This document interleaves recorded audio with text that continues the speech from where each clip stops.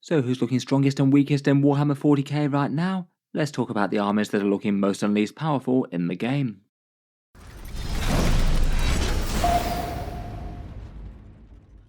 Hello and welcome back to Auspex Tactics, where today I thought we'd do a full army tier list, going through each faction in Warhammer 40k and roughly where they stack up in terms of raw power versus the rest of them after Games Workshop's latest points changes.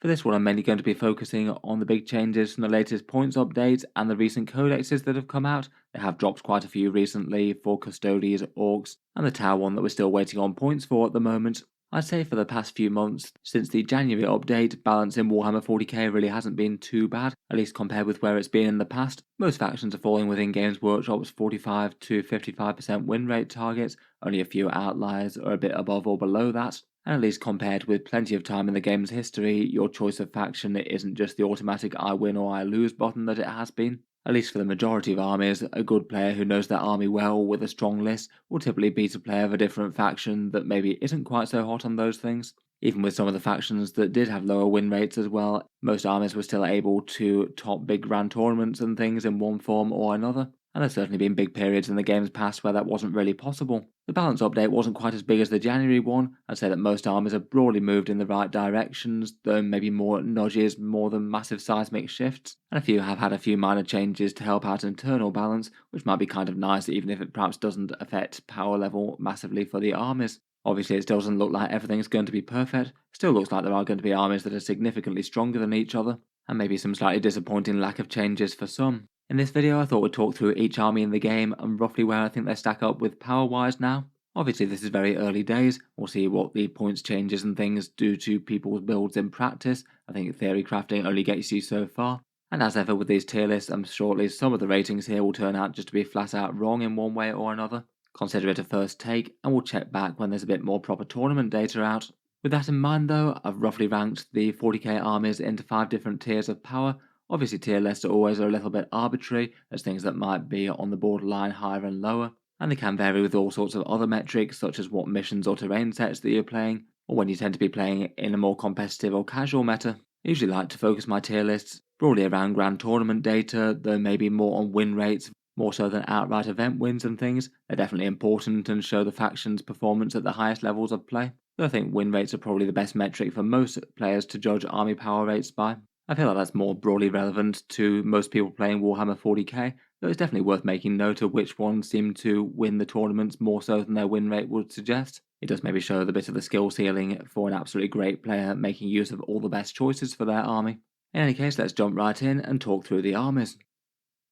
First up, in Tier 5 I've chosen just to rank the one army, and I'm afraid that is Deathwatch.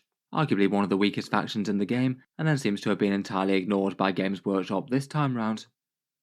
Prior to the balance updates, they did seem like they had the worst tournament performance out of any army, around about 42% army wins overall, and they're also by far the least played army in Warhammer 40k competitively, the vast majority of Deathwatch players choosing to either leave them on the shelf or keep them for casual games. Between those two metrics and no major tournament wins, it's kind of obvious that they're one of the very weakest armies in the game and perhaps most in need of help, and Games Workshop didn't do anything to help out their units whatsoever. The only things they did get benefits from were the changes to Space Marine generic units, which all the other chapters can profit from fairly evenly, so it's not like that really helps Deathwatch versus their peer chapters. In particular, it's a shame that their Primaris kill teams didn't get points cuts or anything like that. I'd probably still rate their more interesting units as the Proteus kill team, the Veterans, and the Terminator squad with the triple Cyclone missile launchers, though all these maybe just feel kind of fine for what they do, as opposed to being standout amazing and a big draw to play in the army.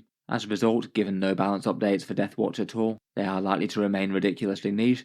Big kill teams can still be interesting enough for certain detachment combos. You can make some scary fire discipline Gladius on the Proteus kill team, for example. The detachment isn't standout awful, the core rule's good and the teleportarium's nice, plus enhancements are fairly strong, though having 3 of the stratagems locked to just bolters really is kind of painful for it. And I would probably bear in mind that they're technically not really worse than standard Space Marines, given that they can access basically anything that standard Space Marines can, and do have at least a few of their own playable options even if they're not standout. Even given this though, it's maybe a little bit questionable whether you'd want the Deathwatch unit access versus things like Ultramarines Calgar or Uriel Ventris, or the Salamander's fairly efficient characters. And just by the numbers alone, it does look like Deathwatch are fairly dead competitively at the moment, unless people wind up uncovering some cool combos going forward. Definitely feels a shame that it didn't get any sort of balance help, and it has led people to speculate whether or not Deathwatch are going to get proper army support for the rest of 10th edition, or they're going to be rolled into some sort of Agents of the Imperium type codex, and that could be a reason for them getting passed over. That's pure speculation at this point, of course. Moving on from the plight of Deathwatch though, here's some armies that I'd rate as possible tier 4 armies right now. Here I've chosen for various different reasons to rank Codex Space Marines, Blood Angels, Dark Angels, Genestealer Cults, Astra Militarum, Adeptus Custodes, Adeptus Mechanicus, and Tyranids. I wouldn't say that any of these are unplayable, they've all got some interesting strength of their own in one way or another, despite some having some pretty flawed codexes, but certainly can punch up a bit with a good list played well. First up, we've got the Space Marines, which I'll start with, as I feel like they really have a lot of caveats. It really does depend on how you assess their strength, as you can basically argue them to be one of the weakest armies in the game, and also argue them to be really quite strong. For the core Codex Space Marines, their prior performance had them winning around about 43% of tournament games for the base Codex. That's if you limit yourself to not using any content from the divergent chapter indexes, whether it's datasheets or detachments. As ever in 10th edition, basically if you're playing Space Marines, you don't really have much competitive reason not to run divergent chapters, even if you are running the detachments from within Codex Space Marines, so say Ironstorm Spearhead can often be done better by other chapters, which also have some cool datasheets to support them, say with Black Templars with a bunch of multi-melters for example, or Dark Angels with their Landspeeder Darkshroud. If you count those type armies where it's sort of divergent chapters but mainly core Codex Space Marines, then you could arguably rank them loads better. Otherwise though, if you are keeping strict to things mainly in the core codex, the things that tend to have the most success are Ultramarines Vanguard Spearhead and just Ironstorm Spearhead in general, and Gladius doing fire discipline things is still alright as well. For the balance changes for Space Marines, we had some nerfs to the Ironstorm Spearhead unfortunately, the Storm Raven went up, which was often being played there, and two of the really good enhancements went up by 10 points as well, which didn't really help. Otherwise though, the Space Marines did get a whole bunch of points cuts. Hellblasters went down, so did Incursors, Jump Intercessors, and the Vindicator, amongst others. Hellblasters looked pretty serious with Fire Discipline and Gladius. Jump Intercessors for 80 points are really nice scoring units now, and the Vindicator I'm sure will see far more play in Ironstorm. It was already kind of alright there. Otherwise though, Space Marines do have a lot of different ways to play them. Their units tend to be very detachment dependent. Scouts and Infiltrators are common staples to help out on the objectives. The Land Raider Redeemer is quite nice for delivering any sort of melee elites. And after several waves of balance passes, I would put most of the units in the kind of usable sort of category. There may be not really that much that sticks out the top as being extra strong, maybe partly yielding this low win rate for the army overall. Overall, I'd say it broadly seems like a slight buff more than a nerf. Even for Ironstorm, if you use a Vindicator or two, the points nerfs don't really hit all that hard. I feel like there's nothing that's really going to have a seismic shift to get core Codex Space Marines out of this sort of win bracket. I feel like at the best they're going to go up a couple of percentage points, and it's still going to be divergent chapters that are outperforming them fairly significantly. Talking of divergent chapters though, Blood Angels has actually been doing it better than I expected in the last update. The Sons of Sanguinius buff for +2 strength on the charge really did flip a whole load of units from being kind of weak to kind of great, and that detachment was now carrying them to win rates around about 48 to 49%, despite being really quite lesser played before. They have been winning some big tournaments as well, which was nice to see. They felt like they were fairly well balanced to me, to be honest. Unfortunately though, Games Workshop has swung the nerf bat pretty hard against them. Death Company, Lamartes, and Sanguinary Priests all increase, which is kind of bad news as they were staples in most competitive lists. There were some positives as well as negatives though. Jump Intercessors dropping I think will definitely help them a fair bit, given that they were already being run competitively. Death Company Intercessors actually genuinely look pretty nice now at 75 points. I can imagine some big squads of them with Chaplains looking good, and Sanguinary Guard dropping down to 155 points feels like they're usable again now. Still not sure if I'd really consider them standouts, but I suspect they'll see at least some play. I think it really is going to be kind of painful for them though, having the units they really relied on to be best in their strongest list all go up in points. I guess that in army lists going forward there's going to be a slight de-emphasis on the Death Company and a bit more emphasis on various flavours of intercessors, whether it's Assault ones, Jump Assault ones, or Death Company ones, maybe mixing in with some other options to try and deal with heavy targets. I'd say that overall they're probably nerfed from this balance update though. Feels like hitting their strongest units is going to harm them more than it helped them. Next up we've got the Dark Angels, who've had their rather disappointing codex and points updates. Their overall win rates were far lower than things like Blood Angels at 45%, and unfortunately a lot of that particular statistic was coming from Ironstorm Spearhead, their list with Azrael, a Landspeeder Darkshroud and a Storm Raven being one of the strongest ways to play that, and unfortunately the Codex attachments were either doing it way worse than this or just not really competitively played at all. The First Company Task Force was the one that was being used the most, and it was unfortunately doing very badly in terms of performance. For the one slightly weird top build that has been reined in a little bit, given that the Storm Raven went up and the enhancement nerfs will hit it a bit, though if you're using things like Vindicators that might take the edge off, and it still looks like that build will be strong. Otherwise, there were some decreases for things like Deathwing Knights, Lionel Johnson, the Inner Circle Companions, and both the Deathwing and regular Terminators both dropped a bit. Most of those take kind of bad units to being more sort of okay-ish. I feel like perhaps one of the most interesting might be the Deathwing Knights down at 215. That feels like a far more acceptable points value for them. I still feel like Azrael and Darkshroud and Ironstorm will probably be one of the strongest builds though. I'm not sure this is going to be enough to make something like Inner Circle Task Force suddenly get great. I feel like more's probably needed here, and likely the best build still going to be Ironstorm, maybe not the thing that Dark Angels players would most want to see. Next up, for the long-suffering AdMech, Games Workshop delivered yet more points cuts to them this time round, though it does sound like hope might be on the horizon for some rules improvements in summer. Prior to the balance updates, they were winning around about 46% of games, which isn't really that terrible in terms of overall performance, though a lot of people were rather unenthused about the way that it would often happen. Skitarii Hunter Cohort being the most popular, lots of chaff units and board control and outscoring the opponents, though some people seem to be finding Rad Cohort used to good success as well. Due to the unpopularity of the Codex and no doubt the expense of the army, again the AdMech are one of the least played factions in 40k competitively.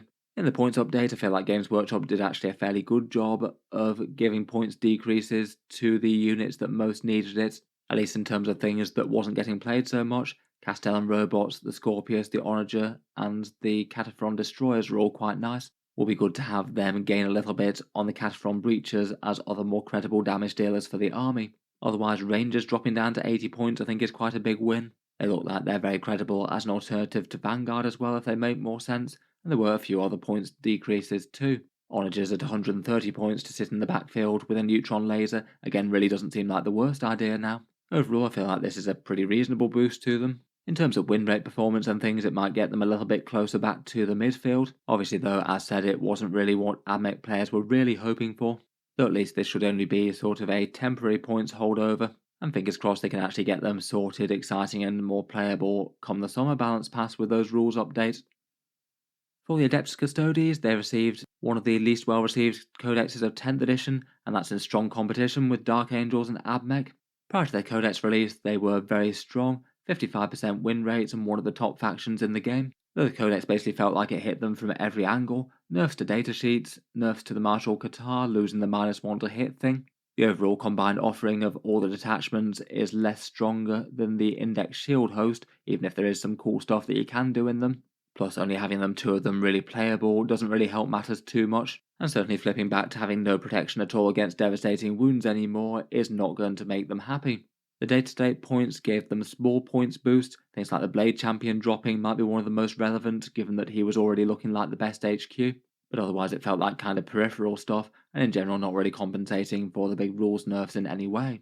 I think everyone's expecting them to drop off really quite a lot. I suspect they'll be around about this sort of level, as even with a whole cluster of nerfs like this, some armies are still going to struggle just with the sheer amount of golden armor and 2+ saves and things they can put on the table, particularly at more casual levels versus competitive. I suspect there'll be more focus on Wardens and Blade Champions going forward. Wardens having the durability to take the damage that a lot of the rest of the army can't anymore, and Blade Champions getting them into combat. I feel like Games Workshop maybe could have done a hot fix to fix the devastating wound things again. It just feels super dumb that they made that mistake last time round, fixed it, and then the Codex has just undone that progress. Even if they'd done something a bit halfway, like just say that all Custodes get a 5+ feel no pain against devastating wounds, I feel like that could have been a massive help to the faction overall, and I really would not be too surprised if we see something akin to that happen in the summer balance data slate.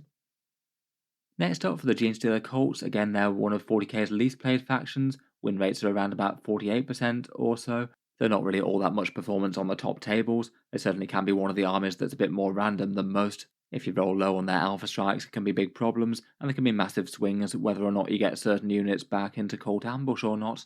Broadly though, I feel like they got some pretty nice internal balance changes. The Goliath trucks and Rock Grinder have basically been overcosted since they came out this edition. Really nice to see them get some meaningful cuts so that you might actually consider them again. A rapid ingressing Rock Grinder could be really quite fun now. Otherwise, Aberrants dropped by a small, slightly meaningless amount, and the Achilles Ridge Runner went down from 85 to 75 for some reason. Kind of strange given that they're already sort of auto-include for handing out the AP debuff with a big mortar. I guess that's a tiny strength boost to the faction there. Otherwise though, I wouldn't expect any major overhaul of how armies are going to play. Big Neophyte and Acolyte bombs dropping out of Deep Strike with seismic cannons and demo charges to do most of the work. Maybe some infiltrating Aberrants and some Ridge Runner or Reductus Saboteurs in support. I guess there just might be a bit more use of their Goliaths now. Generally seems like quite a nice feels good update for them. Maybe an army that was perhaps a little bit undertuned, getting far more mid-tier. Might be towards the top end of this tier right now.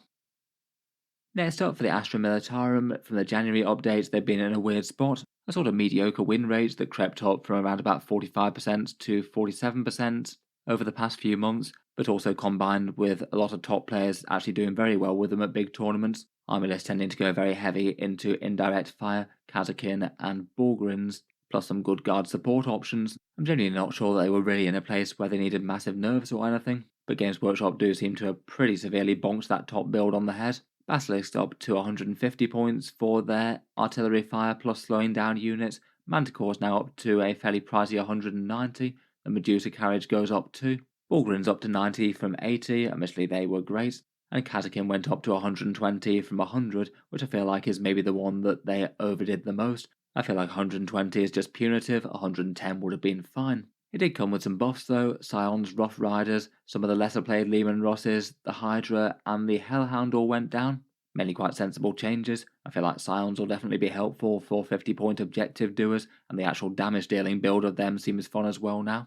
Kind of interesting how many Rosses you can put on the board again now. I've seen people looking at the Vanquisher at 145 points with a lot of interest. It does seem that that's now significantly cheaper than the Demolisher, that just having the sheer amount of wounds and all the chassis guns maybe compensates for the rather unreliable main gun. Overall, despite those changes though, still feels like a nerf. Taking this many direct hits to their top build I think is unlikely to result in them getting any stronger, though I wouldn't really expect them to fall all that far from this either. They still have lots of very good options in their index, though I'd be surprised if we see quite as many Grand Tournament wins this time round as after the January balance update. Finally, for armies that have ranked in this tier are the Tyranids. Prior to the balance updates, they were doing very badly indeed. Tournament win rates are around about 44%, and no one having good success with them at Grand Tournaments. And that really is kind of notable given that they're one of the more played factions out there, getting enormous popularity out of the whole Leviathan launch. The Codex does feel like at least a fairly good one still though. Multiple detachments are used, the invasion fleet maybe the most, though Unending Swarm, Synaptic Nexus and Vanguard Onslaught all have interest and followers as well. Tyranids were definitely one of the armies that most needed help here, and they did get a fair few points drops. They had their single nerf to Gargoyles for +5 points there, which isn't helpful but doesn't really change too much there. They'll still be well worth it at 85 points for a unit or two. Otherwise though, there were points drops for the Psychophage, Swarmlord and Lictor, Hive and Tyrant Guards, Warriors, Zoanthropes and Barbgaunts. A lot of those do feel like they're getting bad units to merely okay. Perhaps some of the standout ones feel like 55-point Lictors, which seem pretty great for their rapid ingress jump out threat. Zoanthropes seem like a genuinely interesting anti-tank unit for Tyranids, which is certainly what they needed. And given how cheap they are, the Psychophage, Warriors, and the Tyrant Guard all genuinely look far more interesting than they were, even if I guess they're still going to be kind of niche picks. Otherwise though, I wouldn't expect the core of Tyranid builds to change enormously. Maleceptors and Exocrines for damage dealing, Neurotyrants to sit at the back and help out with Shadow in the Warp a bit, and then still heavy emphasis on their objective scoring shenanigans, Gargoyles, Rippers, Bivore, Spore Mines, and their lone operatives. Tyranids have felt over-reliant on those sort of shenanigans to try and keep them in the game for a while now, rather than just pure damage and defense. Overall, I think that the points changes are helpful, but not really by enough to really change their fortunes around. They were one of the weakest factions in the game. I just don't really think that they've got enough units suddenly become top tier for them to really push them up that much, even if the changes will broadly be more helpful than harmful. Moving up to some armies that maybe have a little bit more strength, though I still wouldn't say are enormously more powerful than the ones in the previous tier. These are the ones that maybe tended to have win rates around the 49 or 50% mark before. I've seen improvements or nerfs to the extent where I wouldn't be too surprised if they're in that sort of bracket now. Here I've chosen to list Chaos Demons, Leagues of Votann, Drukhari, Imperial Knights just about, Chaos Knights, Death Guard, World Eaters, and Space Wolves. The Drukhari broadly feel like they're in quite a good place at the moment, win rates around 50% prior to the update, Sky Splinter being the easiest way to play for them, lots of scary space elves jumping out of transport and lighting people up with poison lances and big charges. Nothing changed for them in the balance update after the really quite big changes they had at the start of the year, and I think that's kind of reasonable given how good a place they're in at the moment. Able to punch up against some of the toughest lists around, the vast majority of their index playable, and I guess they might enjoy running into a little bit less guard artillery than they were in the past. That could really punish certain units like Scourges. Otherwise, bar one or two exceptions, the vast majority of the army is really quite good. Incubi and Archons doing long charges from Raiders or Venoms are a bit of a staple. Cabalite warriors swooping around in transports for objectives, maybe some Mandrakes to screen, and some Scourges for some annoying to deal with Dark Lances. Given no changes, I suspect they'll probably remain as one of the central, more balanced factions of 40k. For the Space Wolves, they were on a very sort of similar power level balance-wise, winning around about 50% of games, though this was kind of carried by their Thunderwolf Heavy Storm Lance, which since that became a thing has been by far the strongest thing that they could field compared with any other detachments. The Champions of Rust remains really quite underpowered despite the minor change it got in January, and despite doing okay on the win sort of front, they are lesser played than most and not really all that much top event performance, maybe being a little bit predictable in just trying to rush the enemy with loads of Thunderwolves each turn. Even if they do have some other fun supporting options. For their balance changes, the Wolfguard Terminators drop down to 185 and Wolf Scouts to 75, plus they could use some of the Space Marine buffs. Jump Intercessors in Stormlance are handy enough to have around, very fast moving for doing objectives while the Thunderwolves do the damage. Otherwise just unlikely to change all that much for them. I'm sure core Thunderwolf Stormlance will be the way to go, backed up by various different support options. Some cheap Wolfen or Fenrisian Wolves can be handy enough to have as OC0 things, just doing a bit of screening, or maybe doing secondary objectives. Wolfen are pretty good stat lines for their cost, despite not doing objectives too. I feel like the support options from core Codex Space Marines seem like they're a bit more varied on offer now. In general, feels like they'll still be remaining in the mid-tier. Next up, we've got the Imperial Knights, which are probably ranked towards the bottom of this tier. I could have happily put them in tier 4 as well. Their win rates are around about 48%. And as ever with knightly type army lists, they tend to do far better in more casual games versus top tier competitive type things, just not really having all that many big tricks, bar just sheer tanky stat lines and enormous amounts of guns. They didn't get any direct balance changes in the last pass, though I feel like they'll be the ones that feel the increases to the Imperial agents more than most. Inquisitorial Henchmen going to 50 points and the Calidus to 100, both will hurt their secondary games a bit. They were both super relevant for the Knights, given that otherwise they can't field anything cheaper than an Armiger Helverin to do grunt work. For stronger units, Canis Rex is still looking like the top big knight, the most common include there, and most of the rest are usable enough in their own right in one form or another, maybe a Mysterious Guardian enhancement on one ranged knight to get some nice lines of sight perhaps. Otherwise they tend to have lots of Armiger Warglaves, maybe some Helverins to cover the backfield or do some anti-Catan type work. I still think some Imperial agents are broadly going to be helpful to them, maybe Caliduses or Henchmen. In general though, I wouldn't really expect them to have too much major top tournament performance. If anything, they lost a little bit of power here and it already looked like they might have been trending down a little bit. I perhaps could have ranked them in tier 4. I feel like if you were ranking for sort of top table performance, they'd probably better belong there. Was maybe a shame not to see some buffs to some of the lesser played big knights as well, things like the Valiant and Preceptor. The World Eaters I thought got some really solid improvements in the update. Their prior wins were around about 47% and then they got quite a lot of buffs. They seem to have recovered a little bit following the initial shock of the January updates where really quite a lot of points went up and rules got nerfed. I feel like they got 4 really quite helpful points changes. Khorne Berserkers dropping down from 100 to 90 I think is perhaps the biggest one. They were already being used, and now it feels like they really are going to be the heart of the army once more, as you might expect. Jackals are handy enough, and dropping down to 65 is good for them. The Hellbrutes might be a little bit lower status, but if it can get into combat and get multiple activations, it can be really savage for 130 points, and Mauler Fiends were fine already, they dropped down to 140. I guess we'll see maybe a little bit more shift towards even more Berserkers and Rhinos being the core of the army. And overall feels like a pretty good solid boost to Khorne's Angry Boys. I suspect we'll see them much more like a 50% kind of win rate, if not better after this. Next up we've got the Death Guard. Again prior to the update, kind of balanced, win rates around about 50%ish.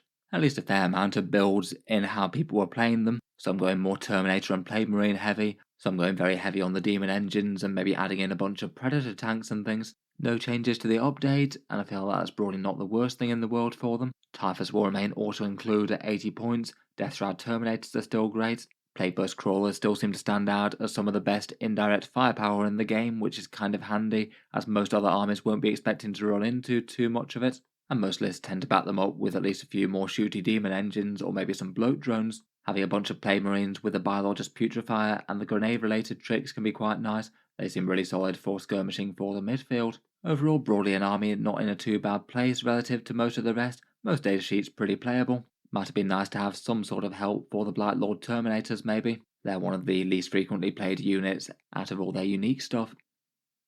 Next up we've got the Chaos Demons, which were doing really quite well on the whole win rate front. They were sitting around 52% overall after a fairly vast swathe of points decreases last time round, though they do seem to be one of the armies that maybe doesn't seem to do quite as well in terms of actually topping big events, at least compared with some. They got no changes, and I feel like at least compared with the start of the edition, a lot more datasheets are fairly playable, though there's definitely still some room to improve, maybe on some of the more rank and file demons. For more of the staple units, the Great Unclean one is absolutely great at 230 points, the sheer bulk really making up for the slight lack of damage that he has, and he's amazing with that enhancement for the extra feel no pain. Nerdlings are still excellent screening, Bellicor and Shalaxi Hellbane tend to be some of the better greater demons out there, perhaps have some of the rank and file, Flamers, Bloodcrushers, Fleshhounds, and a few others are at least some somewhat interesting damage dealers. Overall, maybe doesn't seem the most unreasonable to leave them fairly similar. Their win rate was quite good already, and they'll probably profit a bit from some of the top factions being reined in somewhat. Next up, we've got the Spiky Knights, the Chaos Knights being another good example of a fairly middling army that hasn't got any better or any worse. They got no points changes, which maybe was a bit of a disappointment. It would have been helpful for another decrease on the big knights, and maybe try and make the faction pivot a bit more away from War Dog spam at a competitive level. Otherwise, as is, the War Dog Carnivores and Brigands look like they're going to remain the staples of the army. Maybe the occasional Sevastus Knight Lancer seems to get thrown in on some competitive top-performing lists, and then almost always backed up by a good complement of demons, plenty of Nurglings, maybe some other demons like Beast of Nurgle, or some cheap screening blue horrors or similar. They're unlikely to change in any sort of huge way from this, I suspect. Similar to Imperial Knights, they tend to do better in a casual meta versus top tables of grand tournaments competitive play. Just raw stat lines and being fairly fast and easy to use often carries them against less optimised lists. Finally for this tier we've got the Space Dwarves in the Leagues of Votann, again fairly well balanced as they went prior to the update, win rates are around about 50%, again one of the armies that didn't tend to punch up as much against optimised lists, maybe not having too many big sneaky tricks versus just raw damage applied with judgment tokens and stratagems. That's certainly great against certain armies. Anything that relies on individual really big tanky units isn't going to like matching up against these guys. The internal balance changes they made for the Leagues of Votann I think are really nice. Hearthkin Warriors just feel far more appropriately costed at 100 points. It was a bit disappointing to see the core troops of the faction just being a bit whatever. And as a knock-on effect, that'll probably help Sagittars a little bit as well. Uthal the Destined dropping down to 80 points from 90 seems good as well. He did seem like the least played of the HQs. Otherwise though, no major changes. Einhir Hearthguard is still looking great for a massive great big damage hammer out of Deep Strike Reserve. Otherwise Sagittars, Hernkin, and Land Fortresses are all likely to remain staples. A small improvement there, I feel like they're in broadly quite a good place. I guess we'll have a new unit in those Hernkin Jaegers at some point, so they might have an infiltrate unit to play with when Games Workshop eventually gives them an individual release. Moving onwards and upwards, here are the armies that might rank around about tier 2 right now. Lots of these with really quite solid and scary power, and might be some of the armies to beat. Here I've chosen to rank the Adepta Sororitas, Grey Knights, Black Templars, Chaos Space Marines and Aeldari, and Tau Empire as well, though realistically that does depend on their eventual points cost. First up for the Black Templars, they were doing by far the best out of the Space Marine chapters before. Win rates are around 53% and a good amount of big tournaments won. Gladius and Righteous Crusaders also doing very well as well, for the Templars skewing more into melee.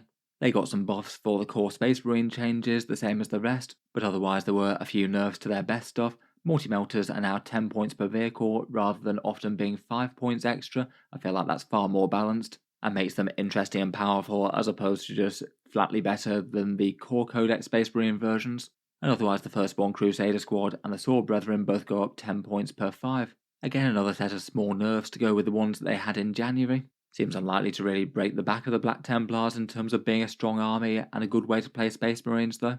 It still seems like they're going to be one of the best chapters to run Ironstorm Spearhead with. Getting 10-point multi-melters and a whole bunch of tanks really just amps up the damage and works pretty great with their rerolls that they get built in. Sword Brethren maybe have had the shine taken off them just a little bit, but remain a very good Space Marine melee unit, particularly if backed up by Helbrecht. Still seems they'll be probably one of the best chapters, though maybe with a bit of a lesser margin compared with what they were before.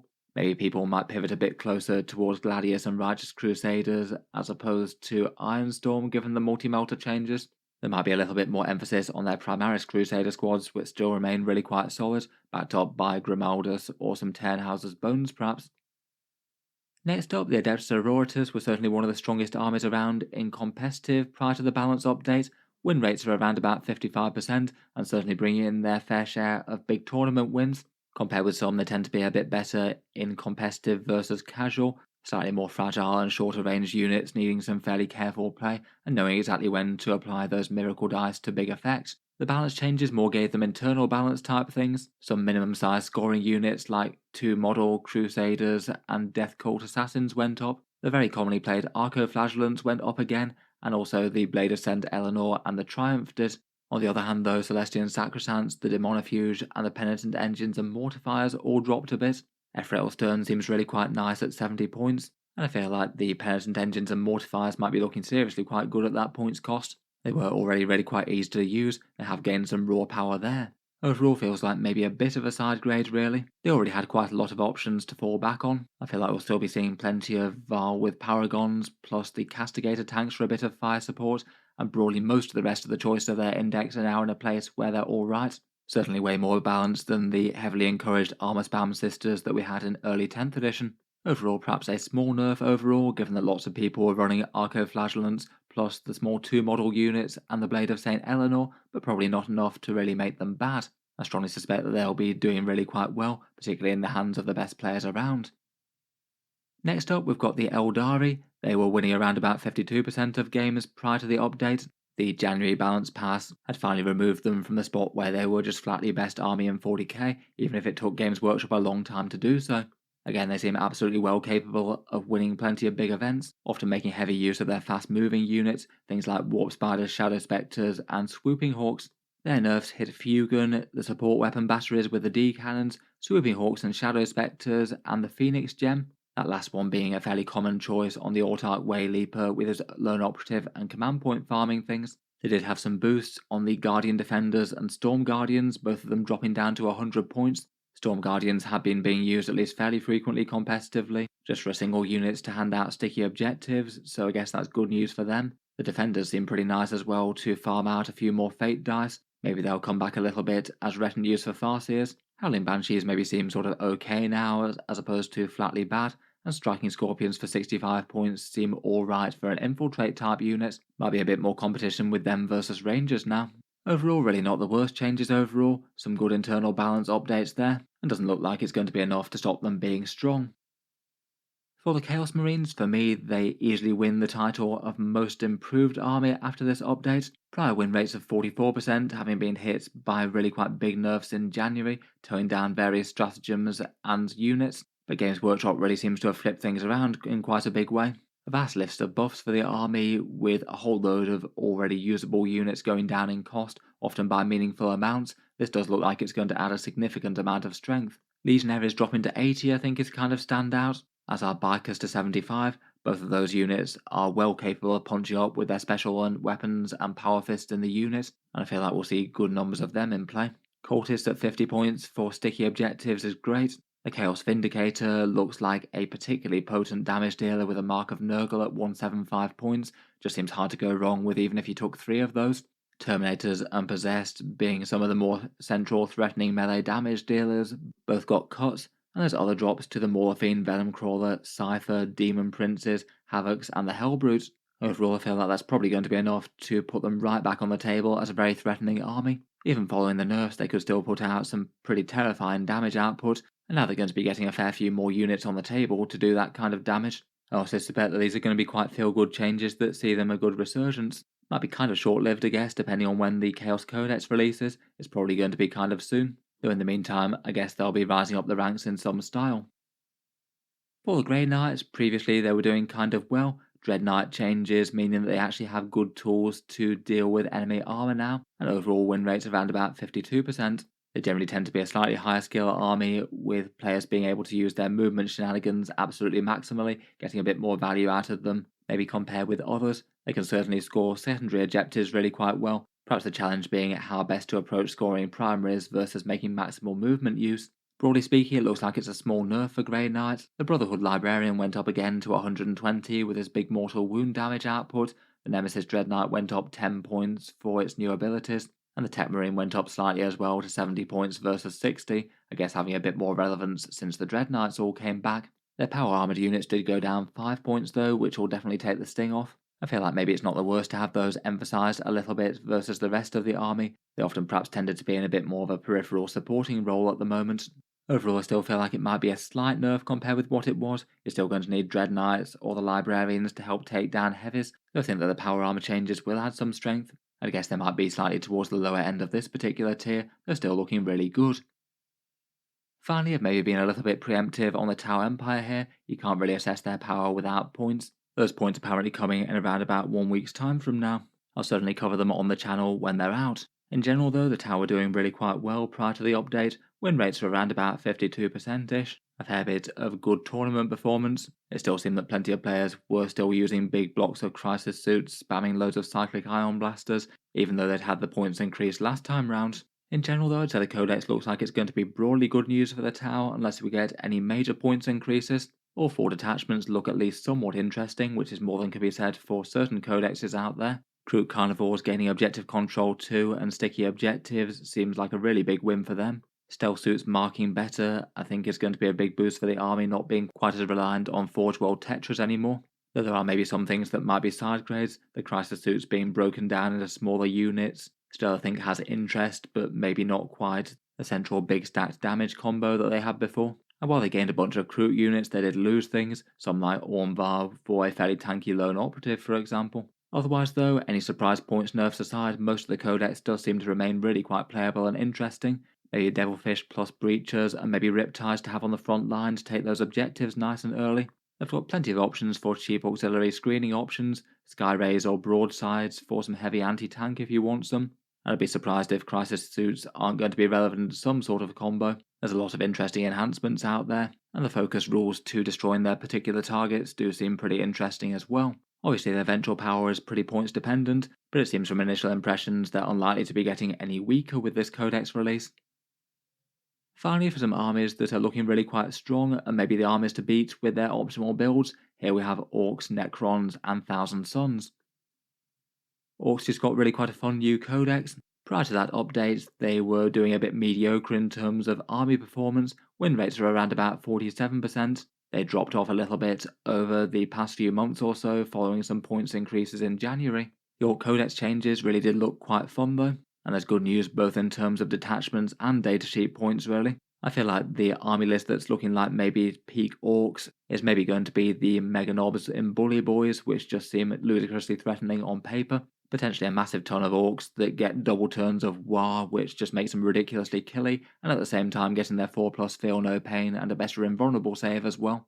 It just feels like if you pop that for turn 2 and turn 3, you're going to have 2 turns of just some ridiculously dangerous and durable greenskins on the front lines. Otherwise though, Warhorde, Dreadmob and Green Tide all look at least interesting out of the other detachments. The other 2 still seem fun, but maybe not quite as competitive at first impressions. And they did see a bunch of updates and improvements to other datasheets. The Beast Boss dropping to 80 points again is great, Boys getting sticky objectives are nice, Knobs going back to 105 points is an improvement there, and they could also be nice with the Bully Boys. Lone Operative Snickrot could be handy enough for doing some secondary objectives, and Storm Boys are still going to be great for doing that too. They got some improvements with less chance of casualties and things. I do think Squighog Boys still look interesting as well. They might have had some side grades, but 160 points for 4 of them seems pretty fun. Just a good balance of speed, damage and defense, particularly in the war. Overall, my initial guess would be that the Bully Boys Mega Knobs will probably do better than most of the other options in the codex, and they might well be performing better than a lot of the other detachment builds, though I guess we'll wait and see there. Just seems like they're going to be a real problem for people jumping out of transports, or maybe one using rapid ingress with that deep strike enhancement with a war boss, plus a mix of other good Orky support stuff, some Storm Boys and Gretchen to score things, and any other nice damage dealers that you want to add in. Regular knobs are going to be great, or anything led by the very efficient bosses. Overall seems good for them. Will be interesting to see how they work out in practice versus on paper. Otherwise, I think people are still broadly expecting Necrons to be one of the strongest armies in the game despite some points nerfs. Previously they were pretty much head and shoulders clear of the rest, win rates are around about 58%, winning the most events and also being the most played faction. Really quite powerful lists, both with Canoptech Court and Hypercrypts, and both of those attachments just getting a whole load of strength added to them via the hideously undercosted Catan datasheets. It does feel like Necrons might be a lot more in line with the other top factions of the game rather than straight ahead of them though. Catan did get nerfs, though some got really quite small taps considering the sheer toughness of the datasheets. The Void Dragon was in most lists and only went up 20 points, the Transcendent was already great and went up just 10, and the Deceiver was unchanged, certainly looking a lot better in comparison now as the cheapest Catan and also the toughest due to having stealth. Otherwise though, a lot of things did fall on the core offerings that people took from much of the rest of the army. Chronomancers, Plasmancers, Technomancers, Illuminor Seras and Immortals all going up a bit. They tended to be pretty staple units, though I still think that Technomancers with Wraiths are going to be interesting even at that points increase. Hypercrypts might be paying a bit more if you want extra teleporting as well, with Dimensional Overseer increasing. They did get some boost though. For anyone going max Scorpex in Annihilation Legion, the update's great news. Scorpex at 90 points and the Lords at 80 does make them look genuinely fairly terrifying there. And objective support units went down a bit with things like Flayed Ones at 60 and Deathmarks at 60, both of which are quite good news for missions, and the same if you wanted some tunneling Ophidian Destroyers at 90 points, perhaps being a bit more acceptable for repeatedly burrowing units to jump around doing secondaries, maybe threaten some lighter infantry. Overall, it seems like Necrons might be notably toned down, but still overall good. I feel like the Catan moved in the right direction, but maybe weren't quite as punishing to them as I thought they'd be. They still seem like they're pretty much auto-include for the faction, which is surprising after an update. And they can still back that up with some serious backfield fire support, and maybe even some better objective support now with cheaper infiltrate units and cheap death marks to drop for objective points. Overall, still feels like Necrons are going to be one of the factions that's harder to beat than most.